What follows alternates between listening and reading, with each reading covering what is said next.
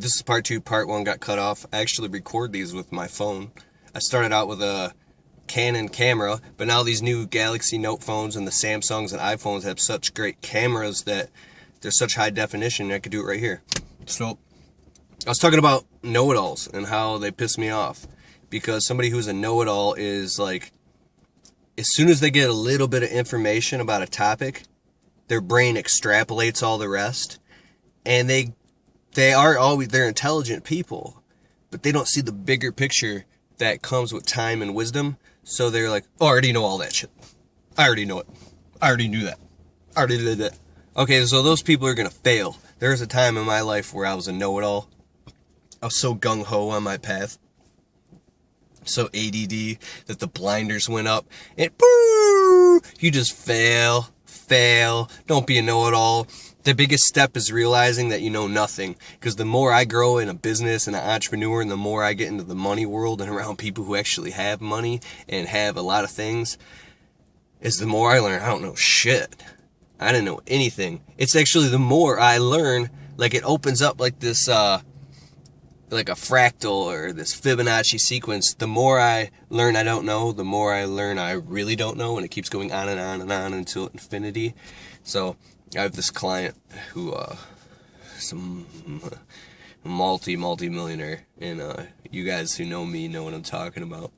He made the amount of money in a day in one transaction that most people don't make in several lifetimes. And obviously can't say any names. But I did say to him one time, because I built a little bit of relationship with this client, I look up to him.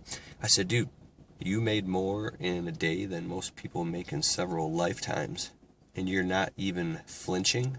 He goes, no. I go, why? He goes, because there's so much more to get.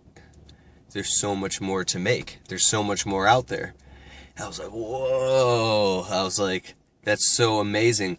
So when you really get into the business and money world and you go, aha, you look over the Grand Canyon, you're like, whoa, I didn't even know this existed. It's like looking out at the galaxy and seeing. I know I'm getting woo-woo on you here, but I mean, it's infinite. And my whole point is, if there's people out there who can make millions of dollars and live their dreams and live in big homes and exotic fancy cars and take their families on vacation and be able to sit back and kick their feet up on the beach and I'm getting fired up again. On the beach and have pineapple juice dripping down off their elbow, running their business from a laptop or a cell phone on autopilot. Why can't you make a couple grand a week? Why can't you? You can. If anybody's going to do it, it might as well be you. If you grew up broke like I did, you need to turn the tide on your family. You need to turn the tide, okay? So don't listen to negative people. You're going to get to that point where it's like Leonardo DiCaprio in that movie on that island where, like, he's a crazy schizophrenic. Like, you feel like you're losing your mind at times. You feel like you're going crazy and you don't even trust your own senses.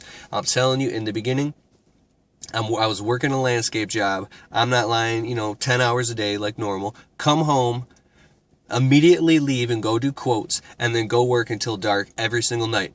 I'm coming home to my wife crying, my fiance at the time, saying I don't spend any time with her. I'm blowing my money on these landscape toys and on my stupid toys when I need to be paying the bills. I'm like, but honey, these shrub trimmers I just bought for $200 are going to make me money so we can pay the bills.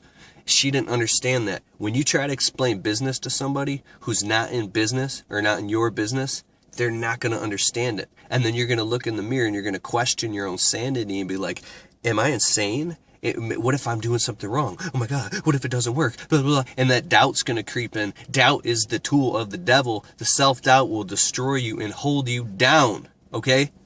So you got to push forward in spite of all that. You got to believe in yourself and your vision so strongly that you push through all that, because that's what a leader does. On the other side, on the other side, on the other side, I got an uncle who always made fun of me and cracked jokes on me. Oh, you're going to be Mr. Successful at family events, because I was always the gung-ho. I always had my head in the clouds.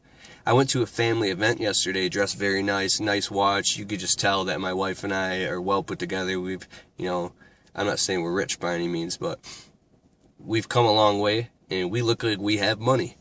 He shook my hand. He goes, Keith, I'm real proud of you. You look like you're doing real well. Really well. You look... Like, you could just see a success exuberating off of us. And he, you know what he fucking said to me? He goes, I always knew that you were going to make it. I always knew. He actually said that!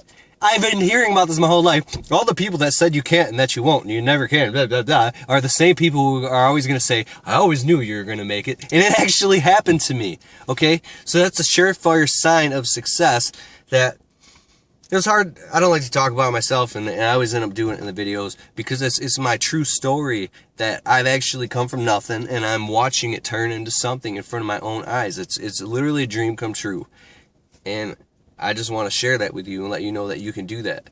Because if you're stuck in a landscape job and you're suffering and you're coming home and you're fighting with your old lady or you're broke and you can't keep the lights on, it's never going to change. Another job, it's not going to change it. Let me go back to school and get my degree, and after 6 years I'll be $180,000 in student debt loans and even further screwed, and you won't be making jack shit. Because if you're stuck in a landscape job, see, landscaping is like the mafia. Once you get in, it's very hard to get out, okay?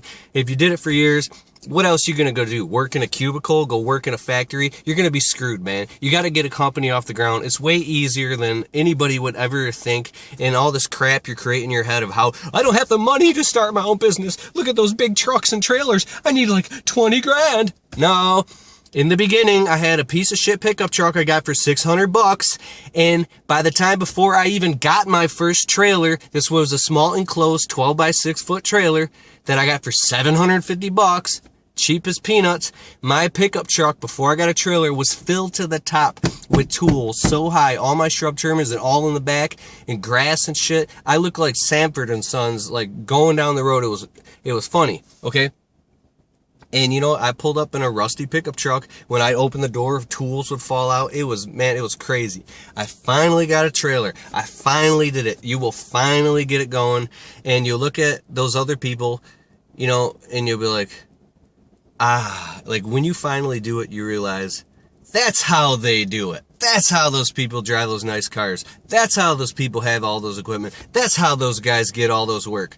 I used to be like, how do you get that work over in the rich areas? How do you work for those people and make all that money?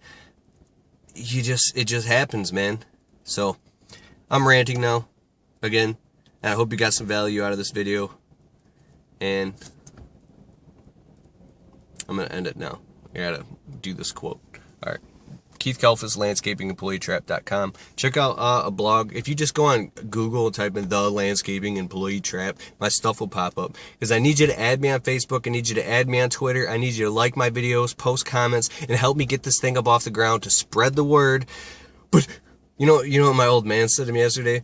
He's like, Keith, you're going to teach other people how to get their own landscape company off the ground? You're creating your own competition. You're going to put yourself out of business. I mean, like, that type of scarcity mentality, there's abundance everywhere. There's millions upon millions and millions of people everywhere, all moving and changing and growing every second, like, just nonstop. I want you to be successful. I really do. I want your business to blow up. I want you to become a frickin' millionaire, and I want to see a success story. I want you to make it, okay? There's so much work out there. It's insane. There's always people moving into new houses and moving out, and then people growing up and getting houses, and people that need work, and the grass will always grow. The shrubs will always need to be trimmed. The brick pavers will always need to be installed. It's going to keep happening and happening, okay? So it's not saturated, because that was my fear. The landscape business is saturated. I won't get any work. All these people have already hired people, blah, blah. Dude, don't believe that crap. That there's a lot of business going on, that's a surefire sign that it works. Okay? So, bye.